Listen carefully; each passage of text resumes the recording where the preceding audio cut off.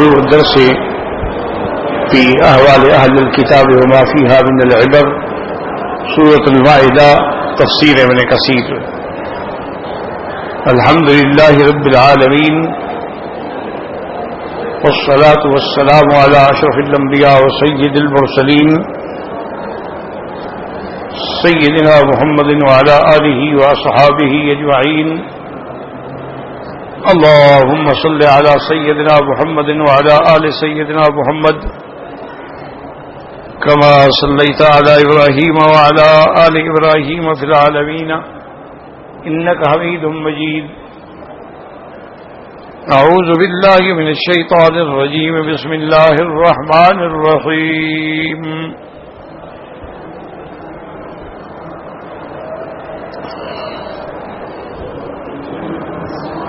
يا أيها الرسول لا يحزنك الذين يسارعون في الكفر من الذين قالوا آمنا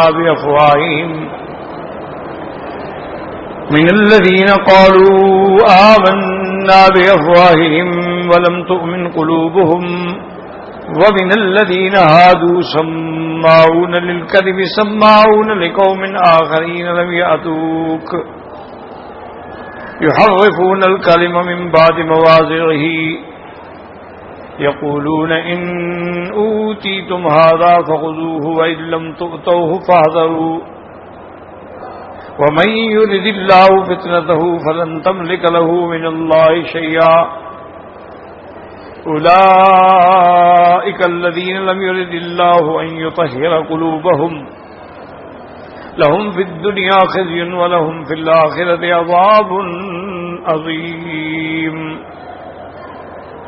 سماعون للكذب أكالون للسحت فإن جاءوك فاحكم بينهم أو أعرض عنهم وإن تعرض عنهم فلن يضروك شيئا وإن حكمت فاحكم بينهم بالقسط إن الله يحب المقسطين.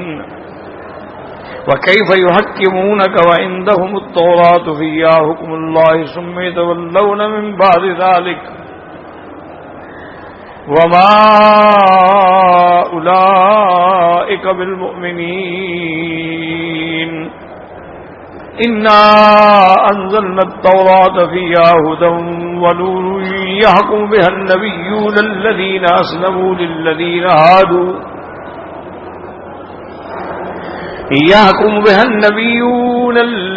أسلموا للذين هادوا والربانيون والأحبار بما استحفظوا من كتاب الله وكانوا عليه شهداء فلا تخشوا الناس واخشوني ولا تشتروا بآياتي ثمنا قليلا ومن لم يحكم بما أنزل الله فأولئك هم الكافرون. قال المؤلف والمفسر رحمه الله تعالى أدام النفع بعلومه وعلومكم في الدارين آمين إلى أن قال نزلت هذه الآيات الكريمة في المصارعين في الكفر الخارجين عن طاعة الله ورسوله المقدمين آراءهم وأهواءهم على شرائع الله عز وجل. اب مفسر رحمۃ اللہ علیہ ان آیات مبارکہ کی تفسیر فرماتے ہیں کہ یہ آیات کریمہ جو ہیں ان لوگوں کے بارے میں نازل ہوئی ہیں جو کفر میں جلدی جلدی دوڑ کے جانے والے، الخارجین عن طاعت اللہ ورسولہ، اللہ کے رسول کی فرمانبرداری اور اطاعت سے نکلنے والے، المقدمین آراءہم واہواءہم علی شرائع اللہ عز وجل، اور وہ لوگ جو اپنی خواہشوں کو، اپنی رائے کو اللہ کے احکام سے بھی مقدم سمجھنے والے، ان کے بارے میں یہ آیات نازل ہوئی. من الذین قالوا آمنا بافواہہم ولم تؤمن قلوبہم ای اظہروا الایمان بألسنتہم وقلوبہم خراب خاویۃ منہ وَأُولَٰئِكَ هُمُ الْمُنَافِقُونَ. وَمِنَ الَّذِينَ، ان میں سے لوگ ہیں جو ظاہری کہتے ہیں ہم ایمان لے آئے، زبان سے کہتے ہیں لیکن ان کے دل میں ایمان نہیں ہے، یعنی اظہر الایمان بالسنتہم، وہ ایمان زبانی طور پہ تو ظاہر کرتے ہیں لیکن قلوبہم خراب خاویۃ، لیکن ان کے دل جو ہیں وہ گندے ہیں اور خالی ہیں ایمان سے۔ وہؤلاء هم المنافقون، اور یہی لوگ جو ہیں منافق ہیں۔ ومن الذین ہادوا، اور یہودیوں میں سے جو اعداء اسلام ہیں۔ وہؤلاء كلهم سماعون للكذب اے مستجیبون له منفعلون عنہ، یہ ہم جھوٹ کی اتباع کرنے والے، پیروی کرنے والے۔ سماعون لقوم آخرین لم یاتوک اے یستجیبون لاقوام آخرین لا یاتون مجلسک یا محمد صلی اللہ علیہ وسلم، اور یہ سنتے ہیں اس قوم کی باتیں جو آپ کے پاس نہیں آتے، آپ کی مجلس میں حاضر نہیں ہوتے۔ بعض علماء کہتے ہیں المراد انہم یتسمعون الکلام وینہونہ الی قوم آخرین ممن لا یحضر عندک من اعدائک، اور میرے محبوب یہ آپ کی کلام سن کے ان لوگوں کو پہنچاتے ہیں جو آپ کے پاس نہیں آتے ہیں، یہ منافقین ہیں۔ تو ایک بات سمجھ لیں کہ ایمان جو ہے یا اسلام جو ہے یہ متبادل الفاظ ہیں، کبھی ایمان کبھی اسلام۔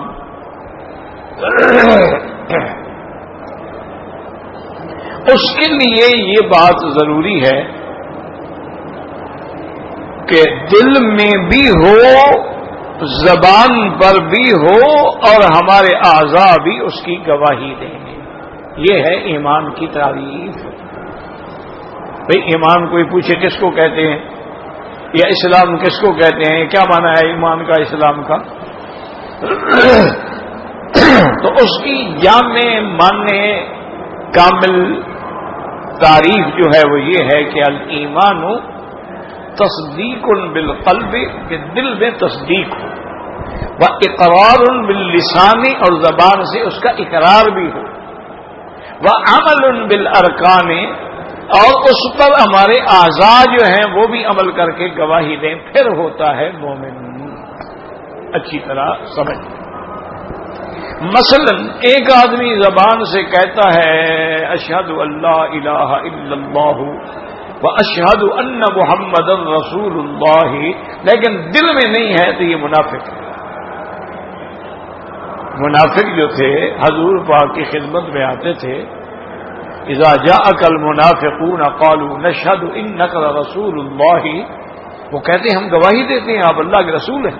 واللہ یشہد انک رسول، فرمایا میں تو گواہ ہوں آپ باقی اللہ کے رسول ہیں، لیکن واللہ یشہد ان المنافقین لکاذبون، اللہ گواہی دیتے ہیں منافق جھوٹ بول رہے ہیں، یہ آپ کو رسول نہیں مانتے۔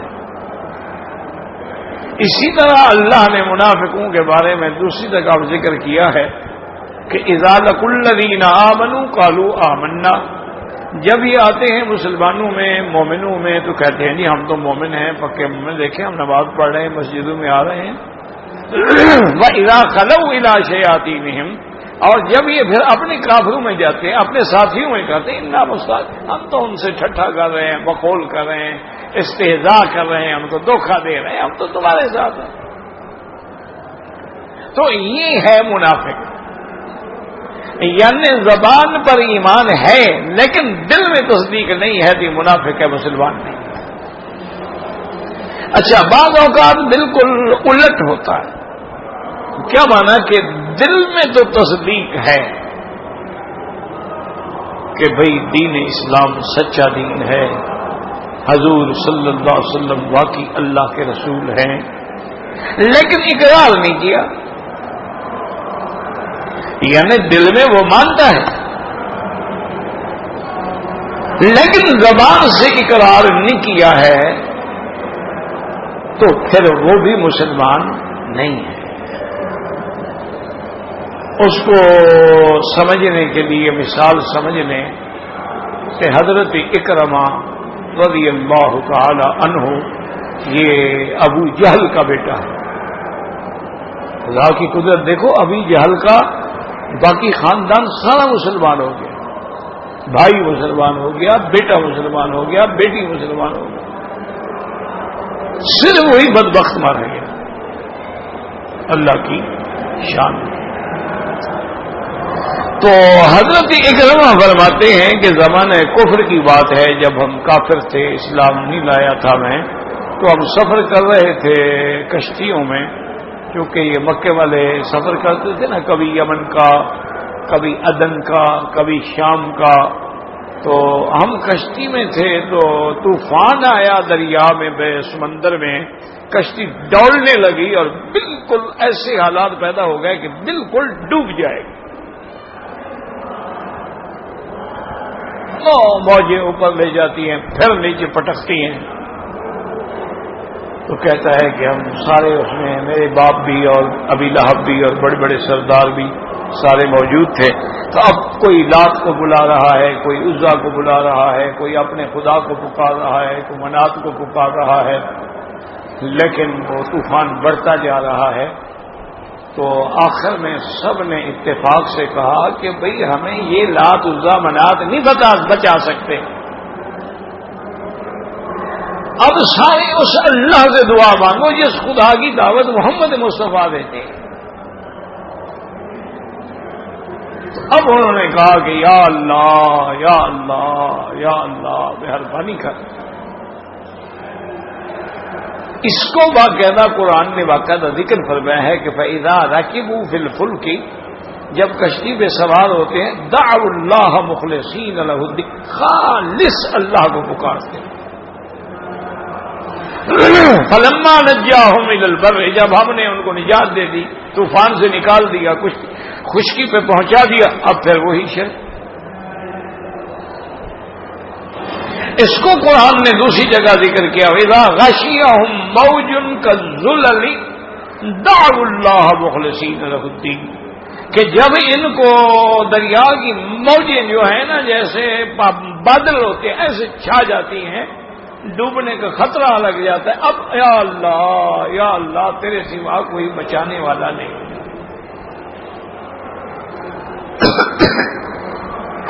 خالص اللہ کو پکارتے۔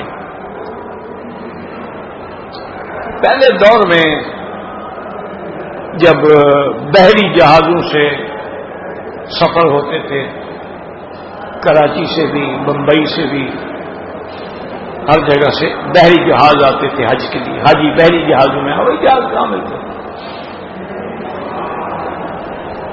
اور بحری جہاز جو اچھی حالت میں ہو وہ 8 دن لگاتا تھا، اور اگر بحری جہاز پرانا ہو تو اس میں 9 دن 10 دن بھی لگ جاتے تھے۔ وہ بھی عجیب اور بڑا مشکل سفر ہوتا ہے۔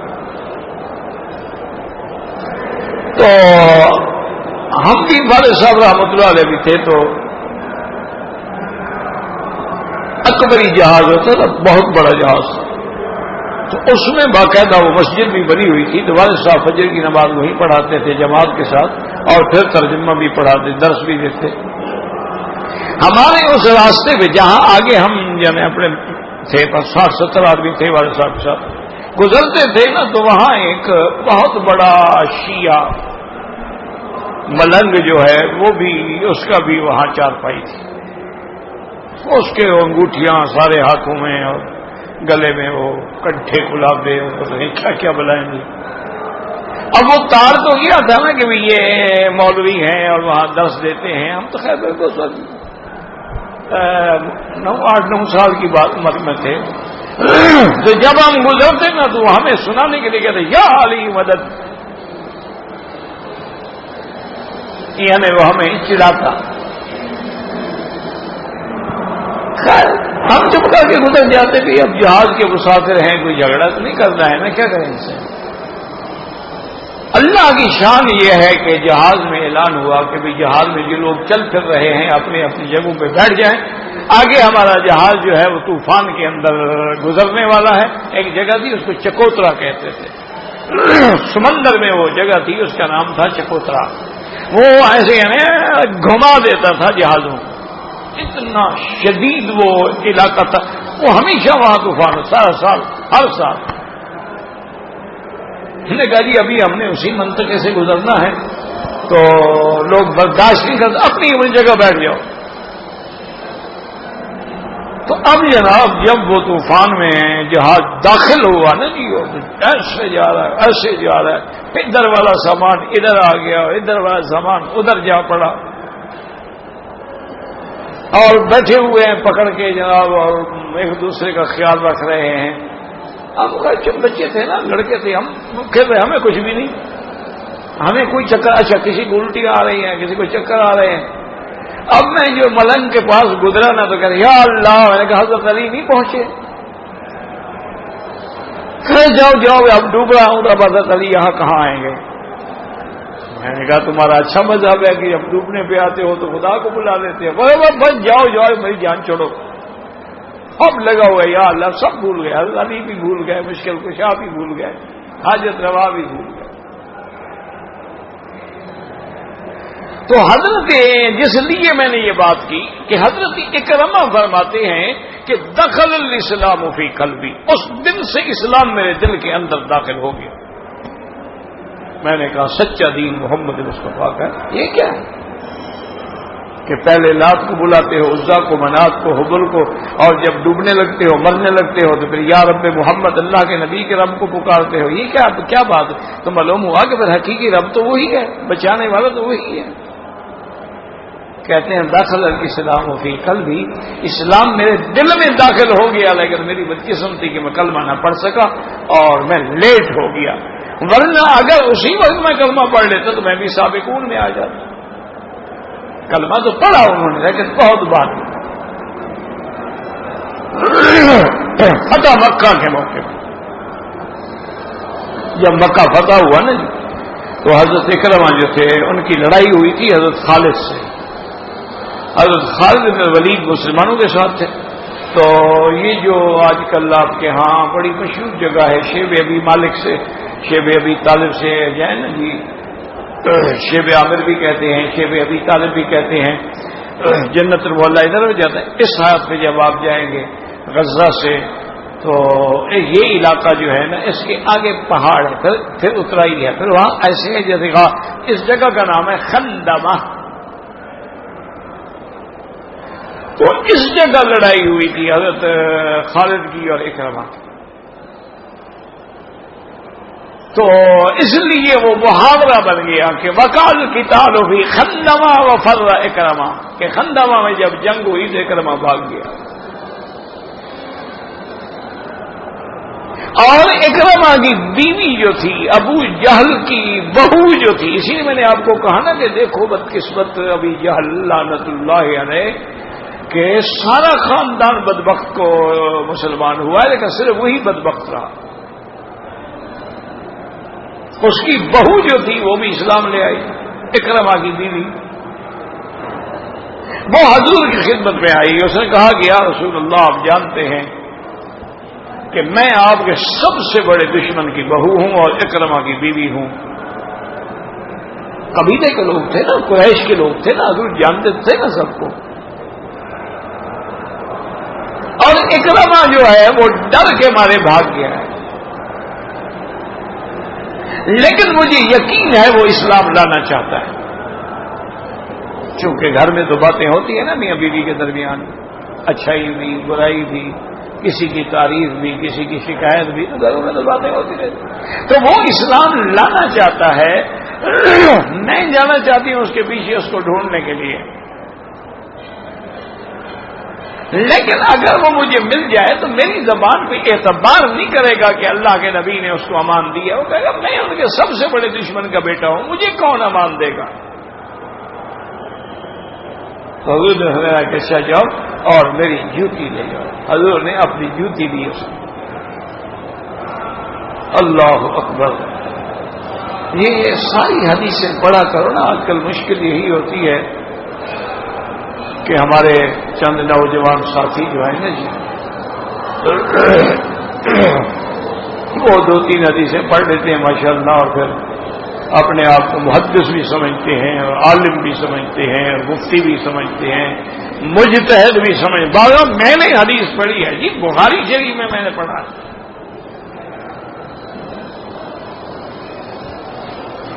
اور کچھ ہمارے نوجوان طبقہ جو اردو ترجمے پڑھتا ہے، میں نے جناب بخاری شریف کا ترجمہ پڑھا ہے، میں نے ابن کثیر کی اردو ترجمہ پڑھا ہے، اس میں لکھا ہوا تھا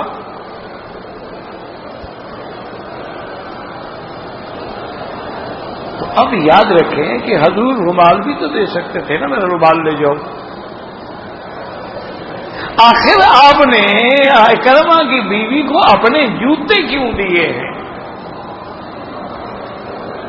اور جب حضور پاک نے اس حدیث کے مطابق اللہ کے فرمان کی بشارت دی حضرت ابی ہریرہ کو کہ ابی ہریرہ ادھر آؤ، اب اللہ نے فرما دیا ہے کہ من قال لا الہ الا اللہ دخل الجنہ، کہ جو آدمی بھی کلمہ پڑھے گا جنت میں جائے. تو حضرت ابی ہریرہ کہتے ہیں میں نے کہا فلا ابشر الناس یا رسول اللہ، میں لوگوں کو جا کر خوشخبری سناؤں اپنے. میں کہا حضور میری بات کون مانے گا؟ اور میں کہا میرے جوتے لے جاؤ. تو ابو ہریرہ کو بھی حضور نے جوتا دیا. کیا وجہ یعنی جوتیاں زیادہ تھیں حضور کے پاس؟ یہی تو مشکل ہے نا جی، کیا کرے آدمی، کس کس بات کا دکھ روئے. وہ اصل بات سمجھو کہ ہماری نجات کیسے ہوگی؟ اتباع محمد مصطفیٰ. یاد رکھنا کہ حضور کے قدم قدم پہ چلنے میں نجات ہے. حضور نے حجر اسود سے طواف شروع کیا، ہم بھی اسی طرح کریں. اب کوئی اپنا عقل لڑائے گا جی کیا 7 چکر ہی لگانے ہیں نا، یوں لگا لو یا یوں لگا لو. اللہ فرماتے ہیں وہ قبول نہیں، مجھے تو وہی قبول ہیں جو حضور کے قدم پہ آئے گا. اب یہ ہے کہ ایک آدمی ملتزم کے بجائے کعبۃ اللہ کو سینہ دوسری جگہ جا کے لگا لیتا ہے تو اللہ فرماتے ہیں نا، اس لیے ورنہ وہ بھی تو کعبہ ہے نا، ملتزم بھی تو کعبہ ہے نا، لیکن وہاں سینہ لگایا حضرت محمد مصطفیٰ صلی اللہ علیہ وسلم. ہم مقام ابراہیم پہ جا کے 2 رکعت پڑھیں گے، کیوں؟ صلی رسول اللہ صلی اللہ علیہ وسلم کہ حضور نے وہاں 2 رکعت پڑھی طواف.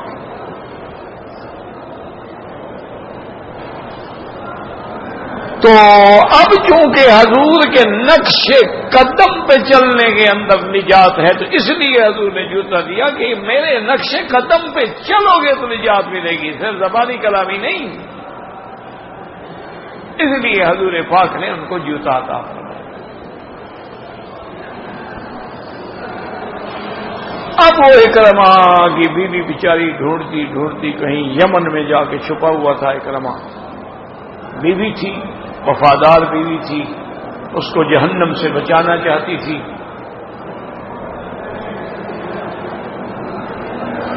تو یہ اللہ نے ایک ایسا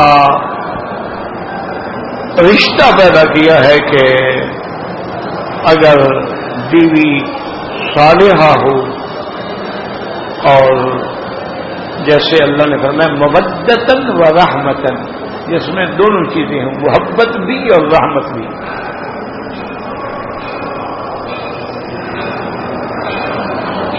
اب دونوں لفظ ہیں قرآن میں. وَمِنْ آيَاتِهِ أَنْ خَلَقَ لَكُم مِّنْ أَنفُسِكُمْ أَزْوَاجًا لِّتَسْكُنُوا إِلَيْهَا وَجَعَلَ بَيْنَكُم مَّوَدَّةً وَرَحْمَةً. اللہ نے فرمایا میری قدرت کی نشانیوں سے دیکھو کہ میں نے تمہاری جنس میں سے تمہارے لیے بیویاں پیدا کی ہیں تاکہ تم سکون پکڑو. اس لیے علماء کہتے ہیں جس بیوی کی وجہ سے گھر میں سکون نہ ملے پھر وہ بیوی نہیں، وہ اللہ کا عذاب ہے. وہ کوئی گناہوں کی ہماری سزا ہوتی ہے نا، پھر ایسی بیویاں مل جاتی ہیں۔ اللہ اکبر۔ ہر وقت گھر میں چخ چخ اور لڑائی اور فتنہ، اور ہر وقت جھگڑا، اور جو میں گندا لفظ ہوگا ان کی زبان پہ ہوگا۔ اللہ والے تو خیر پھر اسی سے بھی فائدہ اٹھا لیتے ہیں، اللہ والے تو پھر اللہ والے ہوتے ہیں۔ مرزا مظہر جان رحمۃ اللہ علیہ ولی من اولیاء اللہ تھے، اور بڑے نازک مزاج تھے۔ نازک مزاج اتنا تھے کہ یہ دیکھو نہیں اینک رکھیے نا، تو اگر کوئی آدمی اینک یوں رکھ دیتا ہے یوں رکھ دیتا ہو سر میں درد ہو جاتا ہے، الٹی رکھ دی، گلاس کو سیدھا کیوں نہیں پکڑا؟ اور کوئی آدمی گلاس پانی کا بھر کے لاتے ہیں، ہمارے لوگ عادت ہے نا انگلی اندر ڈال کے یوں پکڑ لے، لے جاؤ لے جاؤ لے جاؤ، بس فوراً آپ کو سر میں درد۔ تمہیں گلاس پکڑنا نہیں آتا، نیچے سے پکڑنا ہے، انگلی اندر ڈالنی ہے تم نے۔ اتنے نازک تھے، شاہی مزاج تھا۔ بیوی اللہ معاف کرے، تو ایک دن کو پٹھان شاگرد تھا ان کا، ان سے کہا کہ بھائی ذرا گلی پہ چلے جاؤ، آواز دے کے کہو کہ حضرت فرماتے ہیں مہمان آئے ہیں تو چائے بنا کے بھیجیں۔ تو پٹھان بھی چارہ گیا، اس نے آواز دی اندر سے، بیوی نے پوچھا کیا بات ہے؟ ان کا تیرے استاد کی ایسی تیسی ان کے، اس نے جناب 500 گالیاں تو حضرت کو دی، کوئی 400-500 گالیاں مہمانوں کو دی، بچتی کھجتی پٹھان کو دی۔ اب پٹھان آدمی یہ بڑی سخت قوم ہے، جفا کش قوم ہے۔ واپس آیا نا کہ لال ببو کا سرخ چہرہ اور اتنی آنکھیں نکالی ہوئی۔ حضرت سمجھ تو گئے کبھی خان کے ساتھ کیا گزری ہے، تو کیا فرمایا بھائی ہاں بھائی کیا ہوا بھائی، کہے آئے چاہے کہا؟ انہوں نے کہا حضرت بس مہربانی کریں، آپ میرے استاد ہیں، آپ میرے پیر ہیں، وہ میری پیر زادی ہے، بتا خدا کی قسم ابھی پورا بندوق کا پورا برسٹ مارتا اس کے سینے، ایک گولی نہیں مارتا میں، یہ بدبخت تمہارا بیوی ہے، اس کو طلاق دو، ہم اپنا بیٹی لے گا آپ کو۔ ہوتا تو بڑا جذباتی ہے نا، بڑا مخلص۔ یہ ہے ایسی قوم، یہ مومن بن جائے تو اس کا ٹھکانہ کوئی نہیں، اور راستے سے بھٹک جائے تو اس جیسا بھٹکا ہوا بھی کوئی نہیں۔ اس لیے ہمارے ایک استاد تھے، ہمیشہ سناتے تھے کہ پٹھان کا پوت گھڑی میں ولی گھڑی میں بھوت۔ یہ مان جائے نا جی تو کفر سے ٹکرا جائے، یہ بڑی عجیب قوم، ان کی تاریخ ہے، ہمیشہ کفر سے ٹکراتے آئے۔ سب سے پہلے سپر پاور جو تھی برٹش نے، اس سے ٹکرائے، رشین سے ٹکرائے، ہر سپر پاور سے ٹکرائے، سر نہیں ڈالا، کٹی ہے برسر میدان، جھکی تو نہیں، گردن کٹ تو گئی ہے لیکن جھکی نہیں کافروں کے آگے۔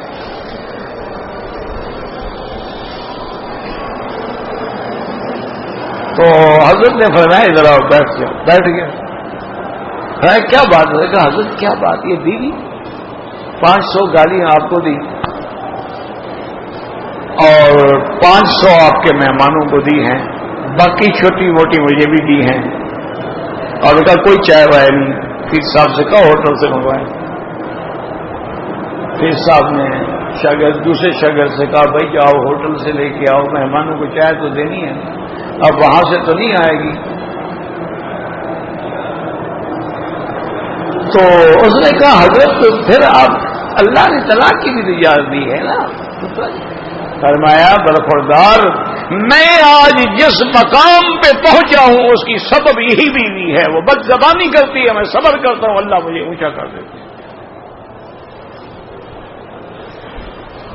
میں اپنی ہدایت اور ترقی کے ذریعے کو چھوڑ دوں، طلاق دے دوں؟ کیا کہہ رہے ہیں؟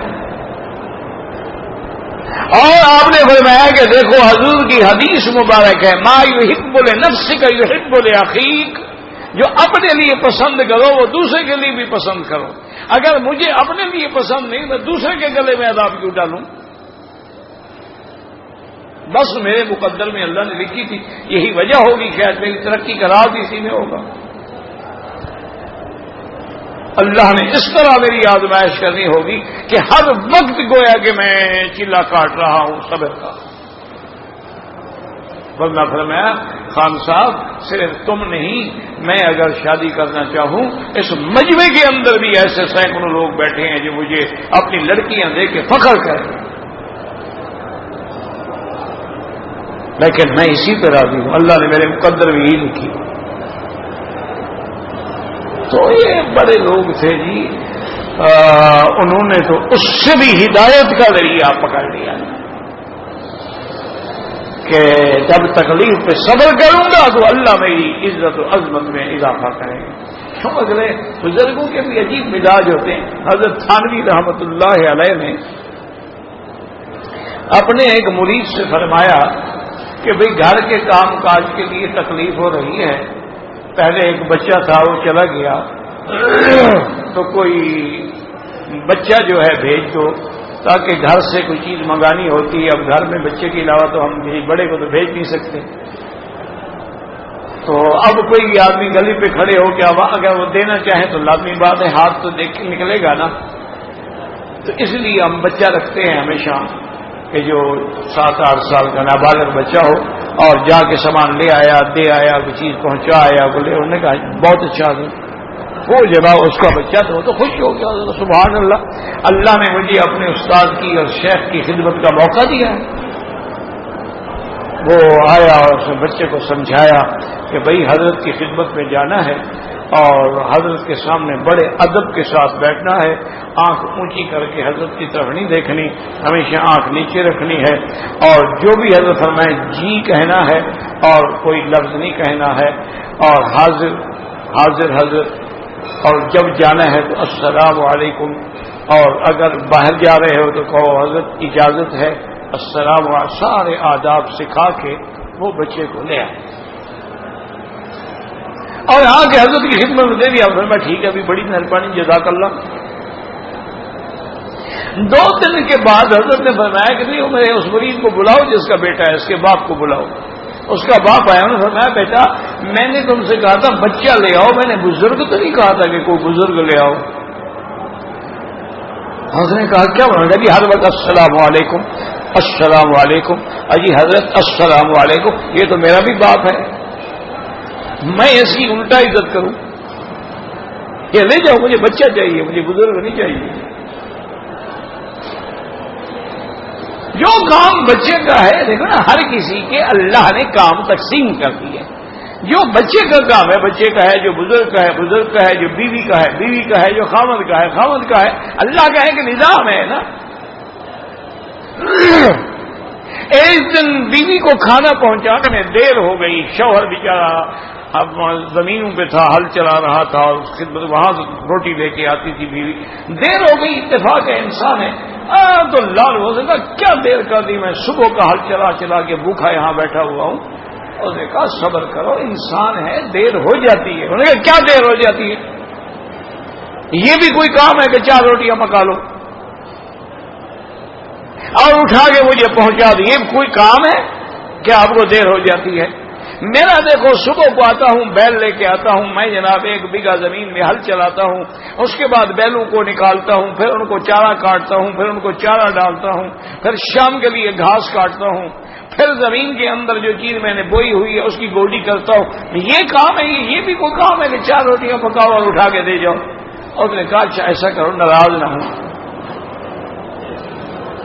کل سے جو تمہاری زمین کا کام ہے نا یہ میں کروں، اور گھر کا کام جو ہے نا وہ کل تم کرنا اور روٹی پکا کے لے آنا. وہ آسان ہے نا. تو خاوند نے کہا کہ ٹھیک ہے، یہ کیا بات، کون سا مشکل ہو گیا، میں کر لوں گا. وہ صبح کو بیچاری اپنے بیل شیل لے کے زمین پہ چلی گئی.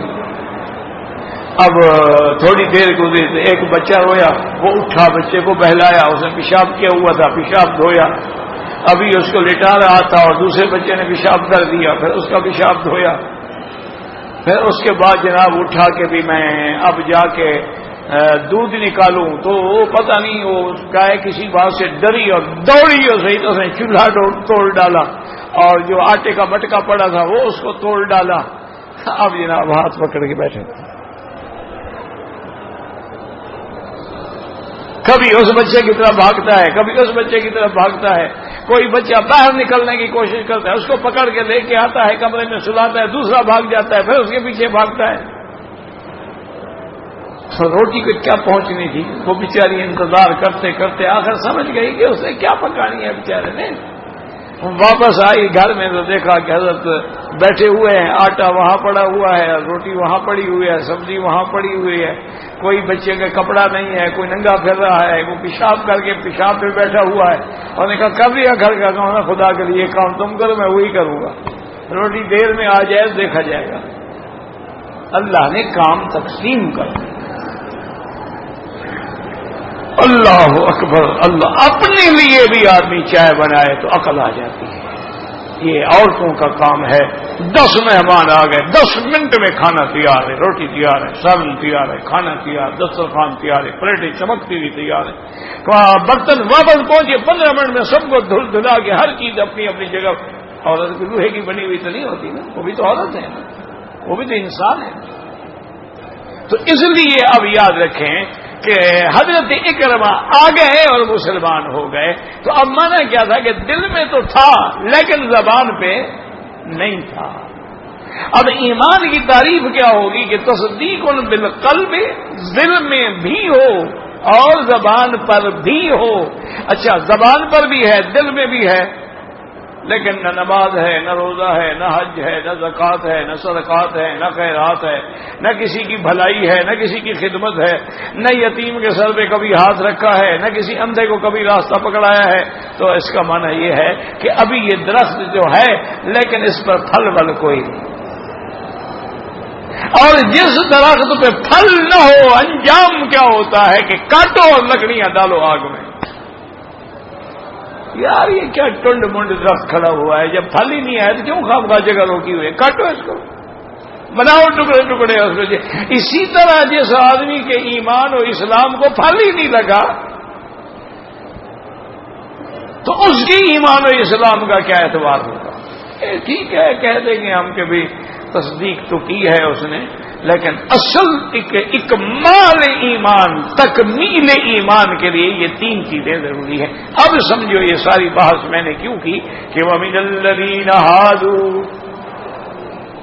اب مدینہ منورہ میں جو یہودی رہتے تھے جو کافر تھے وہ تو کافر تھے، لیکن بعض یہودیوں نے یہ طریقہ اختیار کیا کہ ظاہراً مسلمان ہو گئے، حضور کی جماعت سے مل گئے، باقاعدہ نمازیں پڑھ رہے ہیں اور حضور کے دائیں بائیں بیٹھے ہوئے ہیں اور جناب خیرات کے کاموں میں چندہ بھی دے رہے ہیں، دیت کے کاموں میں بھی مدد کر رہے ہیں. منشا ان کا کیا تھا کہ اگر تو حضور پاک کی جماعت کو غلبہ ہو گیا تو ہم مسلمان ہیں، ان کے ساتھ ہیں. جیسے آپ کے ہاں ہوتا ہے نا جی، آج کل آپ نے دیکھا ہے آپ کے ملک میں کہ گھر کے 3 بھائی ہوں نا تو 3 پارٹیوں میں ہوتے ہیں کہ کوئی پارٹی بھی اقتدار پہ آئے گی تو بھائی تو کھڑا ہے نا، آئے گی تو ان 3 میں کوئی نا، تو ہر پارٹی میں ایک بھائی ہے. یہ کیا ہے؟ یہ انا للہ و انا الیہ راجعون، بس اور کچھ نہیں کہہ سکتے. ہم کسی کا کیا گلہ کریں گے؟ اچھا گلہ تو تب کریں گے کوئی اور بھی اچھا ہو جب ایک سے ایک بڑھ کر ہے. وہ شیخ سعدی نے کہا کہ ایک آدمی تھا وہ کفن چوری کر جاتا تھا. مردے کو جب دفن کرتے نا جی اسی رات جا کے قبر کھولتے کفن نیا ہوتا نا، لٹھے کی بہترین چادریں، وہ جناب اپنا کفن کی چادریں اتار کے پھر قبر بند کر کے بھاگ جاتا تھا. لوگوں کو پتہ لگا، انہوں نے کہا یار یہ کفن چور بڑا خبیث ہے. دیکھو مردوں کو بھی نہیں چھوڑتا، زندوں کی چوری تو زندوں کی چوری ہے، مردوں کی قبر سے بھی کفن نکال لیتا ہے. وہ چلا گیا یا مر گیا، کیا ہوا؟ اس کفن چور کے بعد جو دوسرا کفن چور آیا تو انہوں نے کہا کہ وہ پہلا تو صرف کفن چراتا تھا، یہ مردے کے ساتھ بدفعلی بھی کرتا تھا.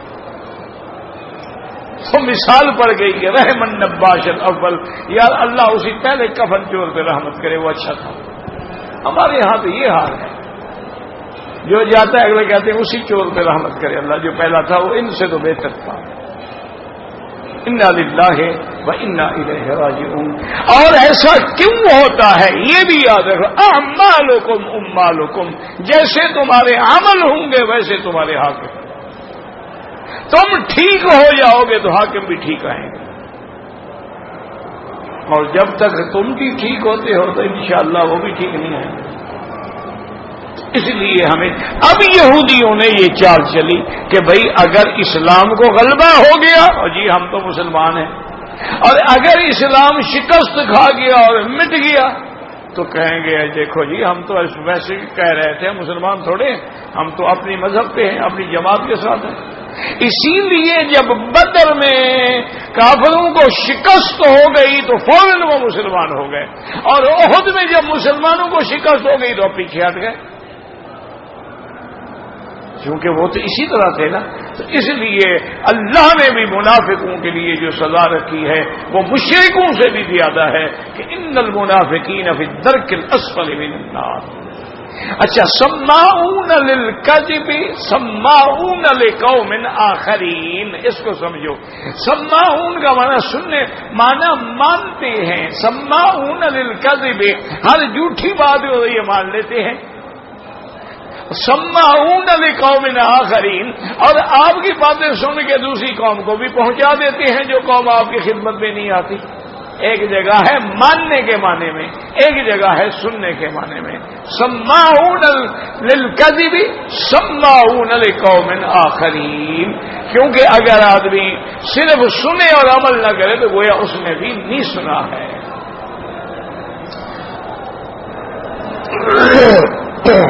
اس لیے فرماتے ہیں مفسر رحمۃ اللہ علیہ یحرفون الکلم من بعد مواضعه أن يتأولونه على غير تأويله ويبدلونه من بعد ما عقلوه وهم يعلمون۔ اور اللہ نے فرمایا کہ ان میں ایک اور بیماری ہے کہ یہ تحریف کرتے ہیں، اللہ کے کتاب کے اندر، تورات کے اندر جو کلمات ہیں ان کو بدل دیتے ہیں۔ یاد رکھو کبھی تحریف یہ ہوتی ہے کہ لفظ بدل دیے جائیں، اور کبھی تحریف یہ ہوتی ہے کہ لفظ تو وہی رہے لیکن معنی بدل دیا جائے، وہ بھی تحریف ہے اور یہ بھی تحریف ہے۔ اصل وہی ہے جو اللہ نے قرآن اتارا، اور اس کا ترجمہ وہی ہے جو محمد مصطفیٰ نے پڑھایا، اور اس کا ترجمہ وہی ہے جو صحابہ نے پڑھ کے پوری دنیا میں پہنچایا ہے، اس کے علاوہ جو ہے نہیں۔ تو اس لیے یہ کافروں کی عادت تھی، اور وہ احکام میں تبدیلی کرتے تھے، فتوے میں تبدیلی کرتے تھے۔ بڑا آدمی آ گیا تو کوئی اور سزا ہے، اور چھوٹا آ گیا تو کوئی اور سزا ہے، اور جانتے بھی تھے۔ یقولون ان اوتیتم ھذا فخذوه وان لم تاتوه فاحذروا۔ کیا مانا؟ نظرت فی قوم من اليهود قتلوا قتیلا وقالوا تعالوا حين حتى نحاكم الى محمد صلی اللہ علیہ وسلم فان حكم بالدیة فاقبلوا وان حكم بالقصاص ولا تسمعوا منه۔ اصل وجہ یہ تھی کہ یہودیوں میں ایک قتل ہو گیا، اب کہنے لگے کہ جی چلو اس کا فیصلہ جو ہے نا وہ حضور کی خدمت میں جاتے ہیں، حضور سے کرواتے ہیں۔ لیکن پہلے غور کر لیں کہ اگر تو حضور نے فرمایا کہ بھی دیت ادا کرو، یہ تو بات مان لیں گے، لیکن حضور نے فرمایا کہ نہیں، قتل کا تو قصاص ہوگا، قتل ہوگا، پھر یہ بات نہیں مانیں گے۔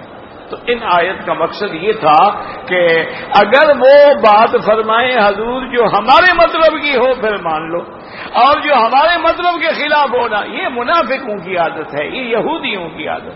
آج بھی یہی ہے، آج بھی یہی ہے، ہمارے ہاں بھی یہی ہے، ہر جگہ یہی ہے۔ اگر کورٹ کا فیصلہ آپ کے حق میں آ گیا، جی جج بہت اچھا، بڑا منصف ملا، آپ کے خلاف آ گیا، نہیں جناب جج بک گیا ہے۔ یہی عادت تھی یہود کی بھی۔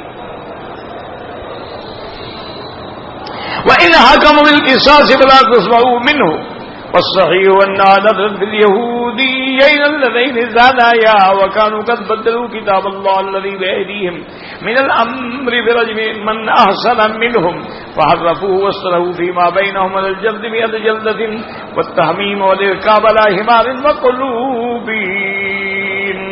اب مفسر فرماتا ہے لیکن صحیح روایت یہ ہے کہ یہ ان یہودیوں کے بارے میں آیت نازل ہوئی ہے کہ جن سے زنا ہوا، انہوں نے اللہ کی کتاب کو بدل ڈالا، تورات کو بدل ڈالا جو ان کے ہاتھ میں تھی، حالانکہ اس کے اندر بھی رجم کا حکم تھا کہ اگر زانی اور زانیہ دونوں شادی شدہ ہیں تو ان کو رجم کیا جائے گا.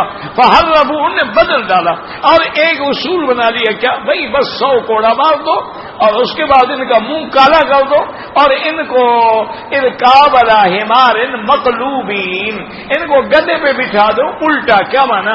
یعنی گدے کی جدھر پشت ہے ان کا منہ کر دو، جدھر اس کی گردن ہے ادھر ان کی پشت کر دو، ایسے ان کو الٹا بٹھاؤ اور بازار میں پھرا دو، بس پوری ہو گئی. فلما وقعت تلك الكائنات بعد الهجرة قالوا فيما بينهم تعالوا حتى نتحاكم إليه فإذا حكم بالجلد والتعذيب فخذوا عنه وجعلوا حجة بينكم وبين الله يكون نبيا من أنبياء الله قد حكم بينكم بذلك وإن حكم بالرجم فلا تتبعوه بذلك. کہنے لگے کہ اب ایسا کرو کہ حضور کی خدمت میں جا کے یہ مسئلہ پیش کرتے ہیں، اگر تو حضور نے یہی حکم دیا کہ ان کو کوڑے مارو، ان کا چہرہ کالا کر کے بازاروں میں پھرا دو تو ہم قبول کر لیں گے اور پھر ہمارے پاس دلیل ہوگی. بھئی اللہ کے نبی نے فیصلہ کیا ہے نا، کوئی ہمارا فیصلہ تھوڑا ہے. اور اگر انہوں نے کہا کہ نہیں ان کو تو رجم کیا جائے گا تو پھر وہ فیصلہ ہم قبول نہیں کریں گے. یعنی اگر انہوں نے فیصلہ کیا کہ نہیں یہ تو شادی شدہ ہے ان کو رجم ہوگا تو پھر وہ ہم قبول نہیں کریں گے. وقد وردت الحديث في ذلك وقال مالك النافع عبد الله بن عمر رضي الله تعالى عنهما ان اليهود جاءوا الى رسول الله صلى الله عليه وسلم ونرجو منهم امرات زانايا. حضرت عبداللہ ابن عمر سے روایت ہے، فرماتے ہیں کہ یہودی حضور کی خدمت میں آئے، انہوں نے کہا کہ یا رسول اللہ صلی اللہ علیہ وسلم ایک مرد عورت نے زنا کیا، وقال رسول اللہ صلی اللہ علیہ وسلم بالتوراۃ فی شان الرجم. حضور نے فرمایا کہ اچھا کتاب تورات کے اندر کیا حکم ہے کہ اگر کوئی شادی شدہ مرد اور عورت زنا کرے تو تورات میں اللہ کا حکم کیا ہے؟ فقالوا نخزيهم ويجلدون. انہوں نے کہا جی وہ اللہ کی تورات میں تو بس یہ ہے کہ ہم ان کو شرمندہ کریں گے، رسوا کریں گے اور کچھ کوڑے شوڑے مار کے ان کو بھگا دیا جائے گا. قال عبداللہ بن سلام کذبتم. حضرت عبداللہ ابن سلام رضی اللہ تعالیٰ نے فرمایا جھوٹ بول رہے ہو. ان فی الرجم، تورات کے اندر تو رجم کا حکم ہے. فاتوا بالتورات، جاؤ اللہ کی کتاب لے کے آؤ. فاتوا بالتورات فنشروها. حضور کے سامنے کتاب تورات لے آئے، کھولی اور آیت رجم والی جگہ پہ ہاتھ رکھ لیا، ایسے ہاتھ رکھ کے پڑھنے لگ گئے. فوضع آدم يده ولا آية الرجم وقرأ ما قبلها وما بعدها. وقال عبد الله ارفع يدك فرفع يده فإذا آية الرجم. وقالوا صدق يا محمد صلی اللہ علیہ وسلم فيها آية الرجم. عبداللہ ابن السلام نے فرمایا پڑھنے والے ہاتھ اٹھاؤ. ہاتھ جب اٹھایا تو نیچے آیت الرجم جو تھی تورات کے اندر موجود تھی. اب کہنے لگے کہ حضور آپ باقی سچ فرماتے ہیں، رجم کی تورات کے اندر بھی حکم ہے رجم کا. فأمر بهما رسول اللہ صلی اللہ علیہ وسلم. اللہ کے نبی نے حکم دیا تو ان دونوں کو رجم کر دیا گیا.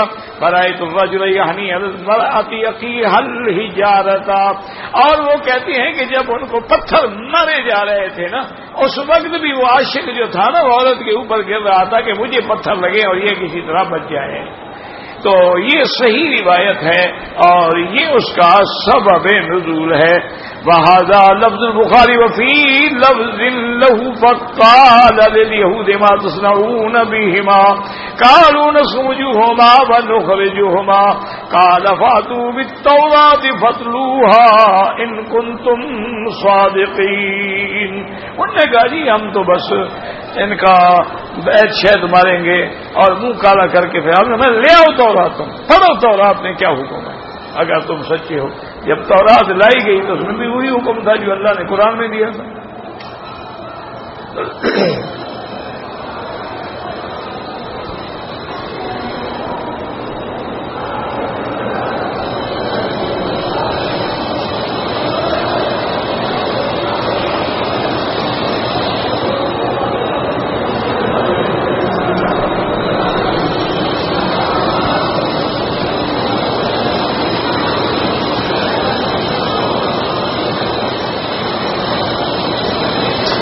بہرحال آپ نے جو لکھا ہے کہ دو بہنیں تھیں اور محبت تھی، شادی ہو گئی تو ایک بہن کو نفرت ہو گئی ہے. بہرحال دیکھیں میری بیٹی، محبت بھی اللہ کی طرف سے ہوتی ہے اور نفرتیں بھی اللہ کی طرف سے ہوتی ہیں. ایسے حالات پیدا ہو جاتے ہیں کیونکہ آپ کی شادی ہو گئی، بچے ہو گئے، اس کو جلن ہو گئی ہوگی، اس کی شادی نہیں ہوئی ہوگی یا اس کے بچے نہیں ہوئے ہوں گے، تو اس لیے وہ بیچاری کرتی جلتی ہوگی. آپ صبر سے کام لیں، اس کی برائی کا جواب بھلائی سے دیں. ہمیں جو حضور کا حکم ہے وہ یہی ہے کہ سل من قطعک، اسی کے ساتھ صلہ رحمی کرو جس نے تمہارے ساتھ توڑی ہو. احسن لمن اساء الیک، اس سے بھلائی کرو جو تم سے برائی کرے. واعف عمن ظلمک، جو تم پہ ظلم کرے تم اس کو معاف کرو. تو تم برداشت کرو، معاف کرو، اس کی ہدایت کی اللہ سے دعا کرتی رہو.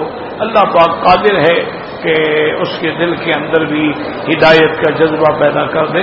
اس میں شرعی مسئلہ یہی ہے کہ تم برداشت کرو، صبر کرو، برائی کا بدلہ برائی سے نہ دو.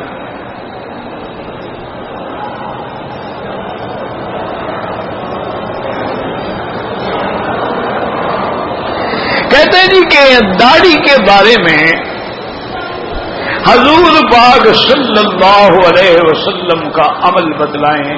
یہ 1400 سال گزر گئے ہیں، آپ کو حضور کی داڑھی کا پتہ نہیں ہے؟ کیا خیال ہے؟ 1400 سال میں آپ کو نہیں پتہ لگا کہ حضور کی داڑھی تھی؟ 1400 سال میں آپ کو پتہ نہیں لگا کہ 1,24,000 پیغمبر کی داڑھی تھی؟ کوئی پیغمبر بغیر داڑھی کے نہیں تھا. اور حضور کی داڑھی مبارک جو ہے یملأ صدرہ، یہاں سینے تک آتی تھی. تو اس لیے علماء نے لکھا ہے کہ داڑھی رکھنے کا عمل تو وجوب کے لیے ہے، لیکن اس پر جو عملی تواتر ہے کہ تمام انبیاء سے لے کر حضور پاک کے زمانے اور خلفائے راشدین اور صحابہ تک، تو یہ اس لیے تقریباً فرض کے درجے میں آ گئی. اور یہ بھی یاد رکھیں کہ اگر خدا نہ کرے کوئی بندہ داڑھی کٹاتا ہے ایک ہی بات ہے، منڈاتا ہے ایک ہی بات ہے، ایک مشت داڑھی ہونا ضروری ہے. اب یہ کچھ لوگوں نے اچھا بھی تھوڑی سی تو ہے نا، داڑھی تو ہے نا. بعض مولویوں نے یہ بھی لکھ دیا تھا کہ اگر دور سے نظر آئے کہ اس کے چہرے پہ داڑھی ہے تو اتنی کافی ہے. یہ بات نہیں ہے. اگر ایسی ہوتے پھر حضور اتنی لمبی داڑھی کیوں رکھتے ہیں؟ اور اللہ کا قرآن ہے کہ حضرت موسیٰ علیہ السلام جب غصے میں آئے تو بھائی کی داڑھی پکڑی، تو قرآن میں ہے کہ بھائی نے کہا کہ لا تاخذ بلحیتی ولا براسی، اب بھائی جان میری داڑھی تو نہ پکڑے. تو داڑھی بڑی تھی تو پکڑی تھی، اگر تھی نظر آنے والی تو پکڑی کیا تھی؟ اور حضور نے فرمایا کہ معراج والی رات میں نے دیکھا حضرت ہارون علیہ السلام کو ان کی داڑھی مبارک جو ہے ناف سے بھی نیچے تھی. تو یہ تو من سنن الانبیاء والمرسلین. تو پہلی دفعہ اگر کٹوائے یا مڈوائے تو گناہ صغیرہ ہے، لیکن دوسری دفعہ کٹائے یا بار بار شیو کرے تو پھر گناہ کبیرہ ہے. اور گناہ کبیرہ کا مرتکب جو ہے وہ فاسق ہو جاتا ہے اور بار بار کرنے سے فاجر ہو جاتا ہے. اس لیے وہ نہ امام بن سکتا ہے نہ مؤذن بن سکتا ہے، اور جب تک وہ توبہ نہ کرے اس کے ذمہ کبائر ہے. اتنا بڑا گناہ ہے. لیکن ہماری بدقسمتی ہے اور کیا کہہ سکتے ہیں کہ ہم کافروں کی پیروی کرنے کے لیے ہر وقت تیار ہیں. اب دیکھو نا، ایک زمانہ تھا کہ ٹیڈی شلوار پہنی جاتی تھی سب پہ، پھر آگے ابھی کھلے پانچے ہوں، پھر سب کھلے پانچے ہوں، پھر آگے جناب بال جو ہے نا جی وہ نیوی کٹ ہوں، سب نیوی کٹ بنانے لگ گئے. پھر آگے نہیں بال فرنچ کٹ ہوں، پھر سب فرنچ کٹ بنانے لگ گئے. پھر آگے بال عورتوں کی طرح مردوں نے جھوڑا پیچھے رکھا ہوا ہو، پھر وہ جھوڑا شروع ہو گیا. پھر آگے کانوں کے اندر بھی مرد جو ہے وہ بالے پہنے، گلے کے اندر چین پہنے، ہاتھوں کے اندر 2-2 تولے کی موٹی سونے کی انگوٹھیاں پہنے، وہ آ گیا. پھر آ گیا کہ جناب یہ پینٹ پہنے، شرٹ پہنے، وہ بھی آدھے بازو والا، وہ آ گیا۔ پھر آ گیا کہ نہیں جین کی پینٹ پہنے اور بالکل سکن ٹائٹ ہو، بدن کے اوپر پوری ٹائٹ ہو۔ حالانکہ ہمارے دور میں یہ جین جو ہے نا گدے وغیرہ کے اوپر ڈالی جاتی تھی اور گھوڑے پر ڈالی جاتی تھی اوپر زین رکھنے کے لیے، یہ ان کا پسندیدہ لباس بن گیا۔ عورتیں بھی پہننے لگی، ان کو بھی وہ نہیں لگتی بدن کو، کیا ہے شوق پورا کرتا ہے نا، بات تو شوق کی ہے۔ پھر آ گیا جی اب نیا رواج آ گیا ہے کہ پینٹ تو پہنو لیکن ہو موٹی پنڈلی تک، اب وہ آ گیا، یعنی جو انگریز کرے گا یہ اس کی اتباع کرے۔ اچھا آج سے 5 سال 10 سال پہلے تم نے کبھی دیکھا تھا کہ یہ تھیلا جو ہے پشت کے پیچھے دھاگے ڈال کے لٹکاؤ؟ چونکہ انگریز لٹکاتا ہے کٹ کی طرح، اب سب نے شروع کر دیا ہے۔ نہیں 10 سال پہلے کہاں تھا؟ کیونکہ انہوں نے یہ شروع کیا نا جی کہ جیسے فوجی وہ کٹ پیچھے ڈال کے چلتے ہیں، اچھا جی یہ بڑا آسان طریقہ ہو گیا۔ اب جناب ہر حاجی کے گلے میں جناب وہ پیچھے پڑا ہوا ہے، عورتیں بھی پیچھے وہ لٹکا کے پھر رہی ہیں۔ انا للہ و انا الیہ راجعون۔ اب انہوں نے کہا کہ جناب یہاں بیلٹ باندھنی ہے اور اس کے آگے جو ہے نا اس کا وہ تھیلا ہوگا، اسی میں ہر بلا ڈالنی ہے، وہ یہاں باندھا ہوا ہے، نعوذ باللہ دور سے دیکھو تو ناف بھی ظاہر ہے وہ نیچے باندھا ہوا ہے۔ کس کی اتباع کر رہے ہو خدا کے لیے مجھے بتا دو؟ حضور پاک کی، حضرت ابو بکر، عمر، عثمان، علی، حسن، حسین، اہل بیت، صحابہ، عشرہ مبشرہ، کس کی اتباع؟ ایک منٹ بھی نہیں لگاتے۔ ہر آدمی جو ہے جن کو 4 پیسے آ گئے گھر کے اندر باقاعدہ جناب وہ ڈائننگ ٹیبل آ گئی کہ کھانا جو ہے نا ٹیبل پہ لگے گا، کرسیاں لگیں گی اور ٹیبل پہ کھانا لگایا جائے گا۔ حضور نے فرمایا کہ حالانکہ ٹیبل پہ ٹیک لگا کے کھانا کھانا حرام ہے، منع ہے، لیکن انگریز کھاتا ہے نا، ان نے بھی کھانا۔ اچھا جی وہ چمچ سے کھانا ہے تاکہ ہاتھ خراب نہ ہو، یہ بھی چمچ سے کھائیں۔ اور جی چھری کانٹے سے کھانا ہے، یہ بھی چھری کانٹے سے کھائیں۔ یہ کس حضور پاک کانٹے سے کھانا کھاتے؟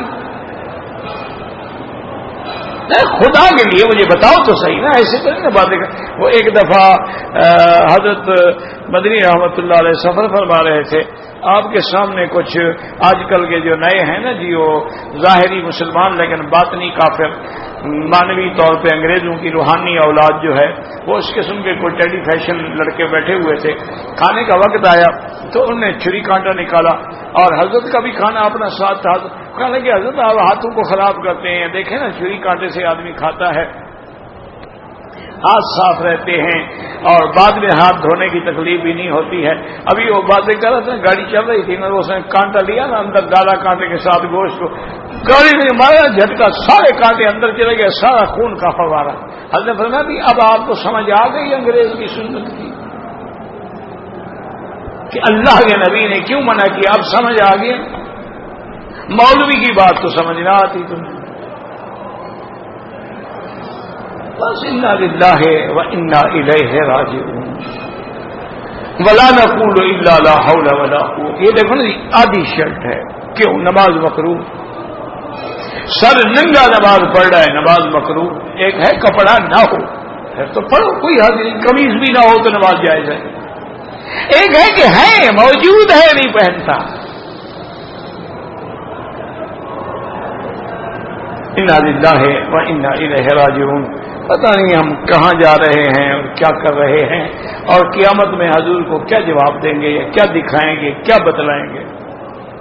اچھا پھر خدا کی قدرت دیکھو، ہم اتنے ڈھیٹ ہو گئے، بے حیا ہو گئے، یہی لباس پہن کے حضور کے روضے پہ بھی کھڑے ہوتے ہیں، الصلاۃ والسلام علیک یا رسول اللہ، حول ولا قوت۔ تازہ کلین شیو ہو کے، تازہ داڑھی مڈا کے حضور کے کملی والے پہ قربان جناب، ماشاءاللہ۔ وہ یار شرم کرو، اگر آپ کو انگریز کا چہرہ پیارا ہے تو یہی چہرہ لے کر وہاں مدینے میں نہ جائے، اس سے بہتر ہے کہ نہ جائے۔ کہیں گستاخی میں نہ پکڑے گا. اور جی اللہ بڑا غفور رحیم ہے، تو اللہ قہار نہیں ہے، جبار نہیں ہے، متکبر نہیں ہے، عزیز الانتقام نہیں ہے. وہ تو حضور کے آواز سے آواز بھی اونچی برداشت نہیں کرتا ہے. تم داڑیاں مڑا کے صلاۃ السلام پڑھتے ہو.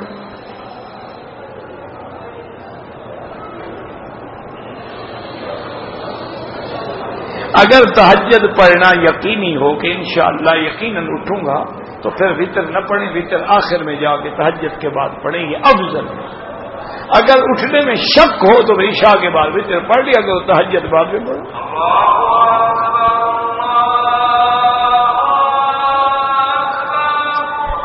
اللہ اکبر اللہ اکبر.